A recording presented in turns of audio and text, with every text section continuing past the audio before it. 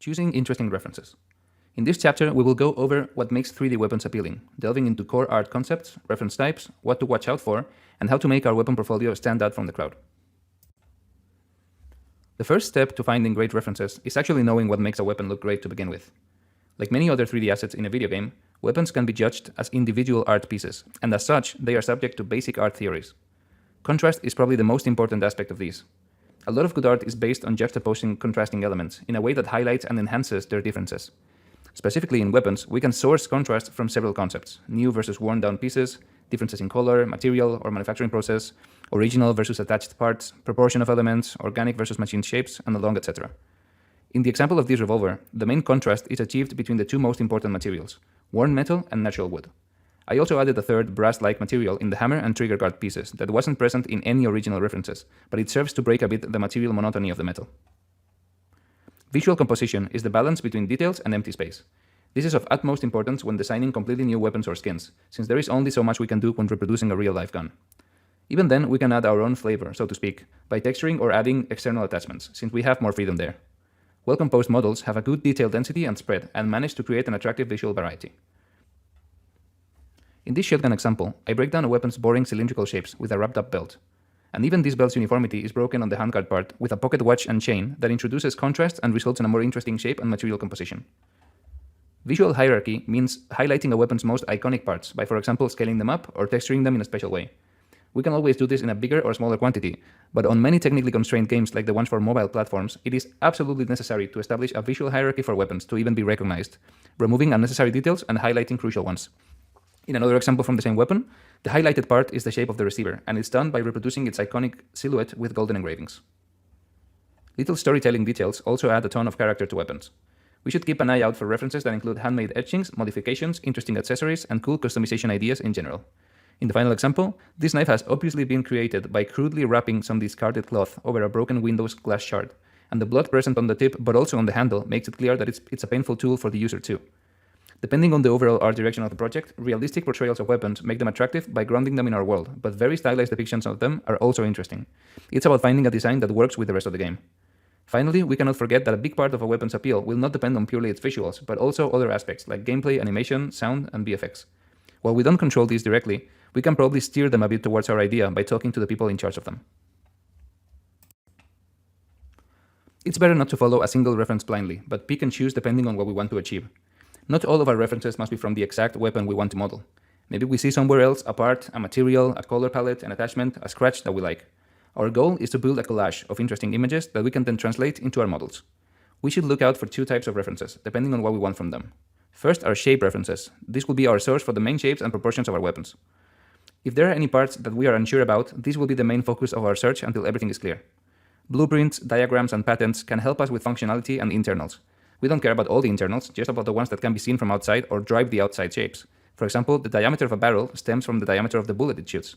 It doesn't have to be exact, but it has to look exact. We should also get references for weapon attachments like scopes, flashlights, slings, whatever we are adding. Texture references, on the other hand, will be our source for materials. It's difficult that the best references for modeling will also conform the best materials we can find. They will usually be new, unused, and boring, and we need to look out for exactly the opposite things for texture references. They should be interesting to look at, beat up, worn down. Unfortunately, this will usually make them rarer and worse documented. But luckily, we'll just need a picture or two to get an idea of the materials though. Our main goals will be to find interesting materials and finishes, very zoomed in if possible to properly check all of the details. We need to take core art fundamentals into account here: material contrast, color theory, composition, and then choose them. Markings from the manufacturer or user give weapons a lot of character. Storytelling in our models is achieved mostly through textures. Wear and tear, especially the damages resulting from its use, gunpowder darkening, holster scuffs, oil stains, or bumps, are super interesting. Weapons evolve over time, depending on their uses or needs. Usually, these changes fix issues that couldn't be discovered until their trial by fire, not unlike a video game encountering bugs only after the public gets their hands on it.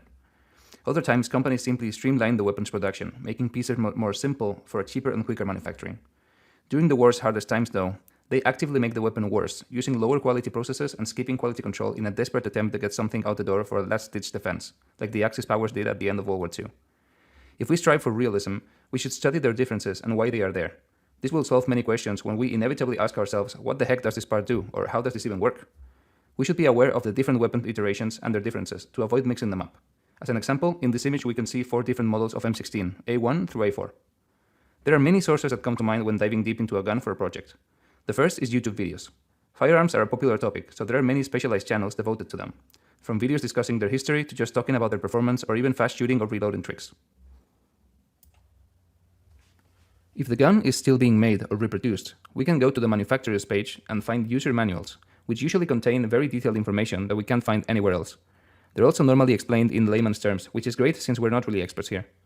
Patents are also great and public, but we need to be cautious since their images are often simplified and inexact. We can get the ideas behind them just fine though. Finally, blueprints and parts diagrams such as the ones found in spare parts stores are lifesavers when we need more exact information about how a specific internal piece looks or how the whole thing is assembled. Once we are set with our chosen weapon references, there are still many ways to make our project and overall portfolio stand out from the crowd. We might not find references for the perfect presentation of our models though, but this is something we can just plan ourselves. The first thing people will notice from our project is the thumbnail, so we need to put extra care in it. The regular image corrections we employ for renders will not cut it here. We need to think of thumbnails as small icons and crank up their contrast, sharpness, and brightness. Thumbnails don't necessarily need to be the most representative image from our project. Instead, they need to be visually striking and drive attention. Next on our list is set dressing. If our weapon has some visual storytelling, this is the time to add more to it. Additional smaller or bigger props, a cool background texture, maybe even some sound, music, or VFX. Motion content is also very attractive, from the more simple shots of our scene or turntables to a full set of animations that demonstrate our weapons with their intended use, aiming, shooting, reloading, etc.